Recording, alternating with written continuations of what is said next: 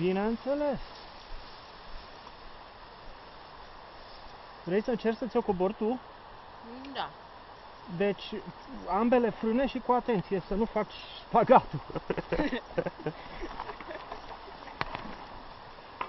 Dacă crezi că nu poți, oprește-te și vine tata să te depaneze, da? Da.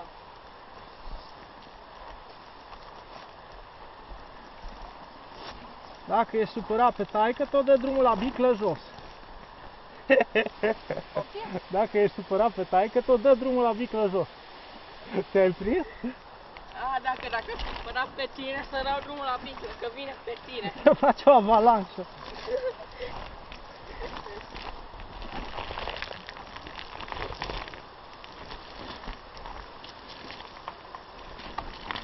Dați-mi lateralul cel mai sigur, așa ca mine. Da. Să fac față. Aha. Păi o să încerc să învăț de la tine. Încearcă așa că nu de la presa. Uite, așa fac. Asta e singura porțiune dificilă, tata, Da. de pe traseu. Bine, în afară de noroaiele de pe muntele Bucerzii.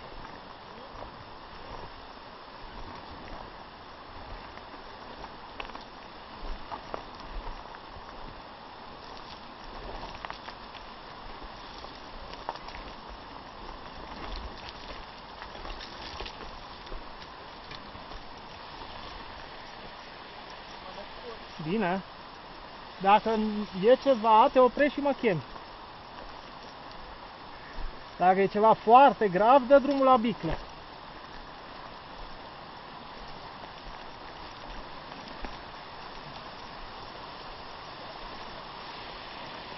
Bravo, mă!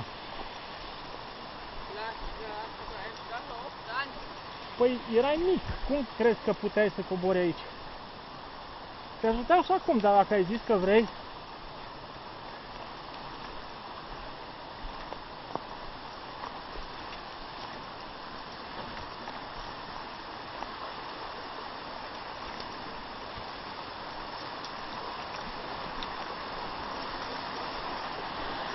Mai ții minte că am băut apă din Da. pârâu? Hei, dar și ea cu gambur, dar mai sus. Da, păi chiar de la izvorul tău. Da.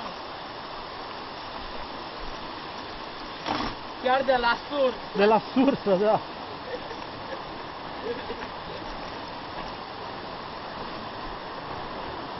Na, asta a fost o tură tare. Da. Bravo, Vlad. Mulțumesc.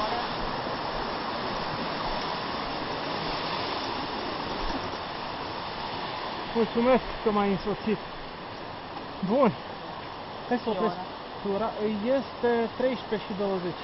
Stai puțin.